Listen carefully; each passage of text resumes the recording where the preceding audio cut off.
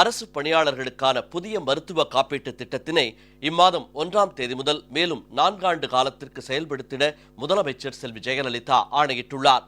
இந்த புதிய மருத்துவ காப்பீட்டு திட்டத்தின் கீழ் அரசு பணியாளர் குடும்பத்திற்கு அனுமதிக்கப்படும் மருத்துவ காப்பீட்டுத் தொகை 4 லட்சம் ரூபாய் என தொடர்ந்து நிர்ணயிக்கப்பட்டுள்ளதுடன் புற்றுநோய், உறுப்பு மாற்று அறுவை சிகிச்சை உள்ளிட்ட குறிப்பிட்ட சில சிகிச்சைகளுக்கு அனுமதிக்கப்படும் நிதி உதவியானது 7,50,000 ரூபாயாக உயர்த்தி நிர்ணயிக்கப்பட்டுள்ளது.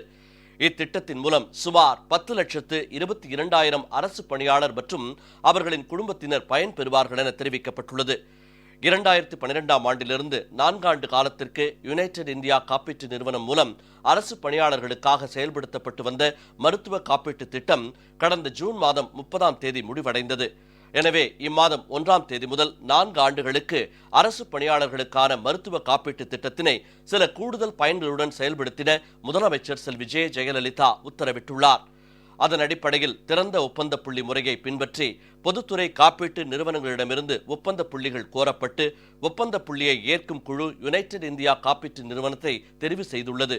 அதன்படி இம்மாதம் 1ஆம் தேதி முதல் 2020ஆம் ஆண்டு ஜூன் மாதம் 30ஆம் தேதி வரையிலான காலத்திற்கு அரசு பணியாளர்களுக்கான புதிய மருத்துவ காப்பீட்டு திட்டத்தினை யுனைடெட் இந்தியா காப்பீட்டு நிறுவனம் மூலம் செயல்படுத்திட முதலமைச்சர் செல்வி ஜெயலலிதா உத்தரவிட்டுள்ளதாக தமிழக அரசு இன்று வெளியிட்டுள்ள செய்திக்குறிப்பில் தெரிவிக்கப்பட்டுள்ளது.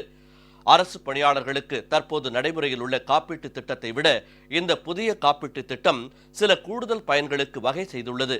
இந்த புதிய மருத்துவ காப்பீட்டு திட்டத்தின் கீழ் 4 ஆண்டுகளுக்கு அரசு பணியாளர் குடும்பத்திற்கு அனுமதிக்கப்படும் மருத்துவ காப்பீட்டு தொகை 4 லட்சம் ரூபாய் என தொடர்ந்து நிர்ணயிக்கப்பட்டுள்ளதுடன் புற்றுநோய், உறுப்பு மாற்று அறுவை சிகிச்சை உள்ளிட்ட குறிப்பிட்ட சில சிகிச்சைகளுக்கு அனுமதிக்கப்படும் நிதி உதவியானது 7,50,000 ரூபாயாக உயர்த்தி நிர்ணயிக்கப்பட்டுள்ளது. அரசு ஊழியரை முழுவதும் சார்ந்துள்ள குறைந்தபட்சம் 40% குறைபாடு கொண்ட மாற்றுத்திறனாளிகள் எவ்வித வயது வரம்புமின்றி இத்திட்டத்தில் பயன்பெற வகை செய்யப்பட்டுள்ளது. விபத்து காரணமாக இத்திட்டத்தின் கீழ் ஒப்புதல் அளிக்கப்பட்ட சிகிச்சைகளை அவசர சிகிச்சையாக அங்கீகரிக்கப்படாத மருத்துவமனையில் மேற்கொண்டிருப்பின் பணியாளர் பயன்பெறவும் இத்திட்டத்தில் வழிவகை செய்யப்பட்டுள்ளது.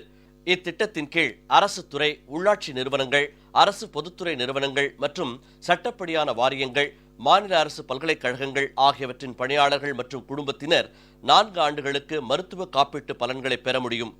இந்த மருத்துவ காப்பீட்டு திட்டத்திற்கு அரசு பணியாளர்கள் சந்தா தொகையாக மாதம் 180 ரூபாய் செலுத்த வேண்டும்.